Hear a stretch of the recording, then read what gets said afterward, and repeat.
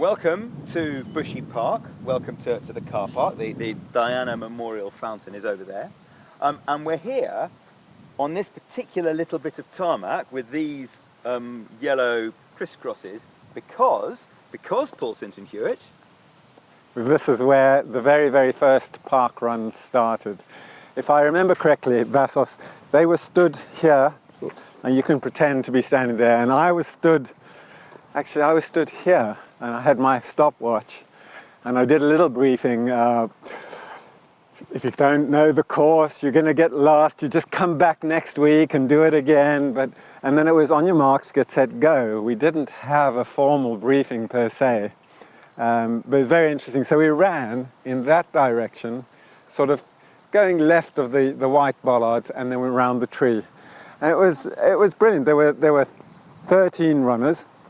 Myself, Joe, and then two other friends who were volunteers at the time.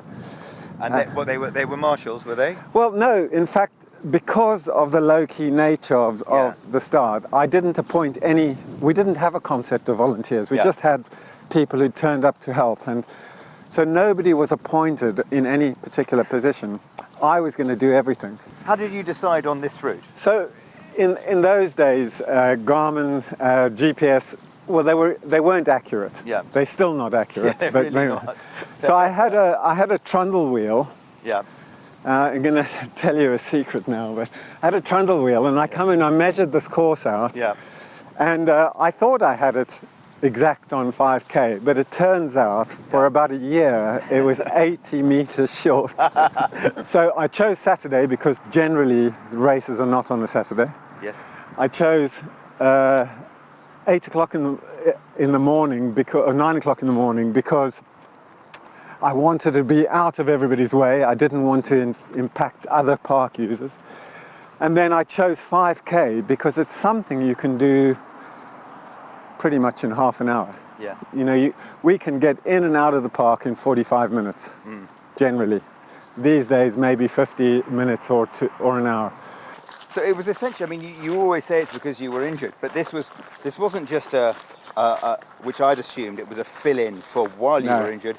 This was a new thing. So Paul went from being somebody who was a very talented and quite a serious and definitely keen amateur runner to Paul, who's a kind of a race organizer.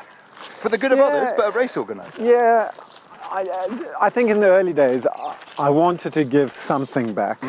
As a club runner, I'd always benefited from other people standing out, marking courses, setting up runs and so on. And I hadn't really done much volunteering myself. And I felt that this was my way of giving back. And I knew that I was adding an exciting element to the runners scene, but I had no idea it would become what it's become. Were you happy that 13 people turned up to run? Yeah. Or were you disappointed that only 13 people turned up to run? No, what were your feelings? I'd set my stall out that it didn't matter who turned up at all. If it was one person, I would still offer the event. So it was never about the numbers. In fact, I downplayed the numbers. In fact, parkrun often downplays the numbers. So we did very little publicity, in fact none at all, no publicity, apart from that leaflet, that was it. And then the word, it just got, people just talked about it, they talked to their friends. What was surprising about it was that the club runners thought it was a bit passé, it wasn't really their thing. Yeah. And of those first few, I suppose, years, it built up the momentum from the clubs very slowly, but their families started to come a lot. So I remember quite often a wife who had spent her whole life supporting her husband running, coming along and saying, "This is for me. He's got to support me now." That's so cool. Yeah, so it turned on its head, and we had a lot of family members, because right from day one you were allowed to run with your dog and you were allowed to push a buggy, and it was for everyone. There were no rules. In fact, the rule of only after the age of 4 can you join the park. That didn't exist. So it could be anyone. Anybody, Yeah. yeah. I left it up to the parents to make proper choices themselves. And you called it a time trial, which does have a sort of, it's a run, not a race feel about it. Was that conscious? No, I think that was probably an error. A time trial, I said it was a time trial because it was you against yourself. Yep. But in fact, time trial, especially if you're a cyclist, just is about racing. Yeah. So it was inferring exactly what I didn't want it to infer. Yeah. And people talk to me about that for quite a lot. I had a lot of people saying to me, time trial's the wrong word, time trial's the wrong word. And I kept saying, why would you change something that seems to be working? Yeah. And then I think it was 2009, I started to work with Nike, and Nike, the marketing machine, Yeah. they said to me, you know, this time trial thing, it's a bit pants. And then I referred back to a discussion I'd had with a friend, Stuart Lodge, a year ago, Yeah. when he had said to me exactly the same thing. Time trial's a bit pants. Why don't you call it parkrun? And of course So it's Stuart's idea completely. He just said, what about parkrun? Yeah, and that was it. He walked into the distance and I walked into the upper distance, but it lodged in the back of my mind. And then I was having this meeting with Nike and I said, well, why don't we call it parkrun? Yeah. You know, people have ideas, but this is an idea that quickly grew into what we know now. Like I think people, what people think, and actually what I thought was that it quite quickly became very popular, and it's sort of like, and I know it doesn't run itself. I know how hard they work, everyone at HQ. But you know what I mean. It has a sort of self-sufficiency about it. But in the early days, it was basically all you and a lot of hours and all of your life. I mean, you can't ever forget the contributions of the volunteers, because even in those days, we didn't have an official volunteer until about 2008. I can't remember when we started, but we didn't record them, and we didn't. So people. Was there a website by this time? We did. No, we had a website from day one. PBs and best times and how many you've done. From day one, we had a website. It was very, very static to begin with. I published the result, and the result stayed. You know, and then there were people who helped me build that, because I didn't have all those skills. A lot of these things I had to learn as I went along. Anyway. I think the key thing here is that when you're doing something you love, it's your passion. You know, you think about running ultra marathons. Oh no, I mean I completely get the passion. But I'm blown away. I'll be honest, I'm blown away by the fact that this passion and carried you to hours after work doing this to grow something that you had absolutely no guarantee, no inkling could become as big or as wonderful as it has been. Yeah. I think the first number of years, maybe even the first 10 years, I was always waiting for it to fail. Always thinking, you know, something can happen that will just take this all away. Yeah. I think only when I handed over to Tom and Nick did I realize that actually this is something that has permanence. It's something that has legacy. It's something that will live with me. I will take it to my grave. Yeah, we're going to make round the tree. In fact, round the pole. You have. Eventually, we would have a volunteer stood here. Pesky cutting corners. People did. Did. Yeah. You know that left-hand turning right at the end. So let's just stop here. Yeah. And we'll turn the camera around, and you'll see. That's the final kilometre. It's just over a kilometre, and although you can't see it, you're running uphill. Just about, yeah. So, 30 years ago,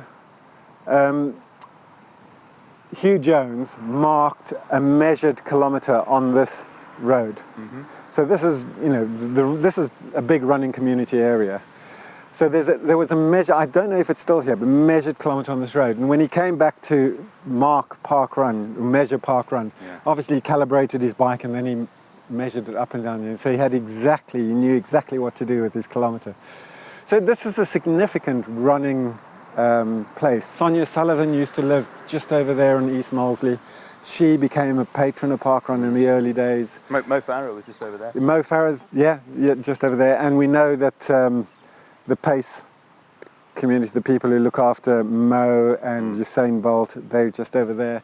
This is where lots of Kenyan athletes come and they train. And if you come here on a good day, you could be running with them around the park. It's amazing. Yeah. It's amazing. So suddenly someone goes, "Vroom!" Oh, no, I didn't realise quite how slow I was. It's interesting that They're lovely, aren't they? It's only about a conquer. Even aged 46. you kind of want to pick them up. Yeah. It's interesting when I'm running in the park. All my life, running has been a social thing.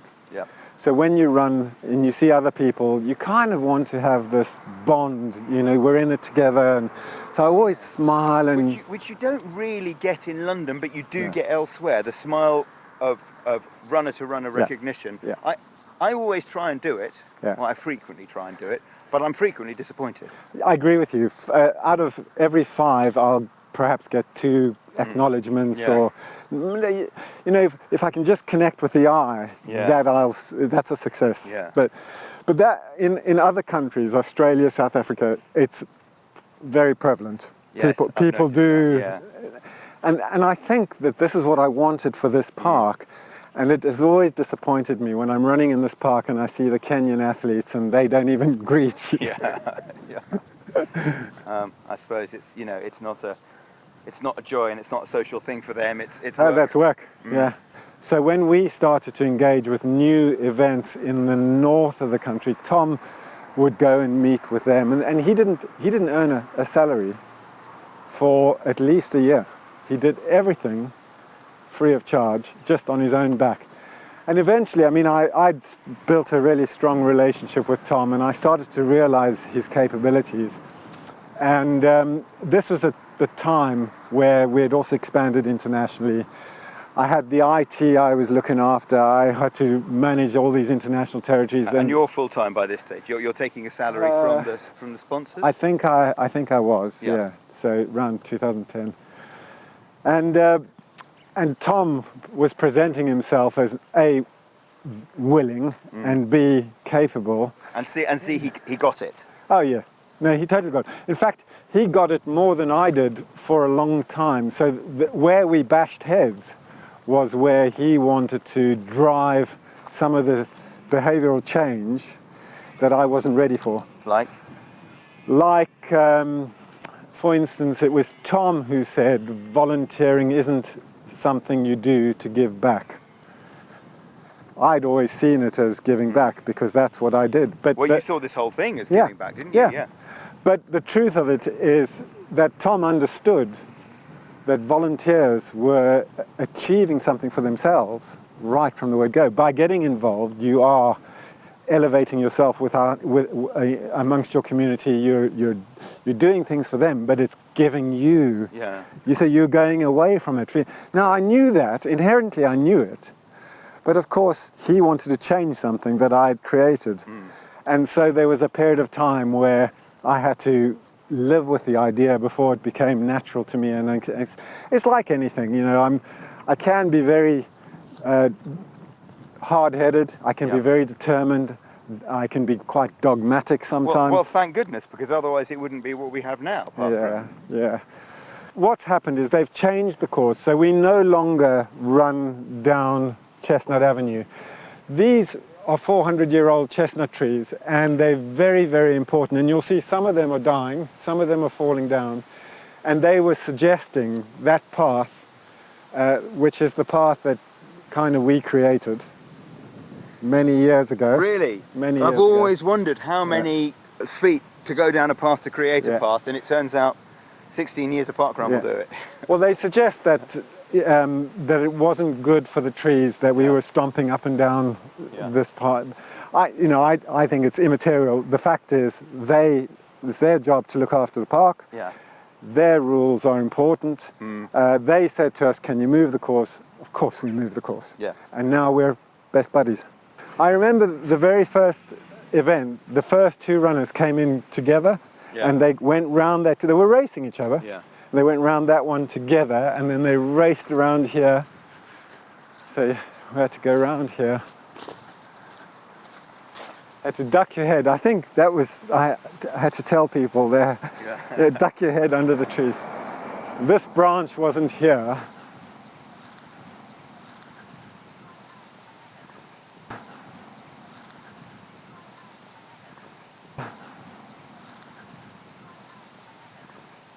So at this tree was the formal finish, and I would stand, I think I would stand here with the timer, and then Joe or someone would hand the token. So they'd cross the line, probably stop there, and then walk across back to where my car. There. No, that bridge didn't exist. Okay. So they'd walk back against the course to my car. So that was one of the first problems. As we got busy, we realized actually this is a bit limited, but also the first finishers were walking against the other running and crossing in front of them, going to my car. And I can't remember how that first course changed, but what happened was that we turned it on its head, and that became the start line. And they ran that way around, all the way around the park, in the reverse, and finished up at the tree over there. Any message that you have to any frustrated park runner watching who thinks, God, you know, I might be struggling. Yeah. Well, I'd say to them, my heart goes out to you. I feel your pain. I often struggle with the thought of us not coming back. But then there are so many people out there who tell me that's just not, it's impossible. It's going to come back. Vassos, you just said it to me. So I would encourage you to be positive.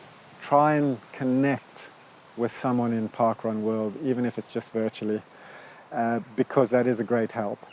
There are so many people who are interested in helping you, and when you can and you feel comfortable, get out and go for a walk like we've done today, because that's the first step towards getting back to being a runner in the parks. And then, you know, I just want to thank every single volunteer who's been sitting on their hands waiting for us to come back. I want to thank you for what you've done over the years, but also what you're going to do in the next few years is going to be doubly important. And then finally, just everybody who works for Parkrun, you're all incredible, and you make me very happy. Thank you very much.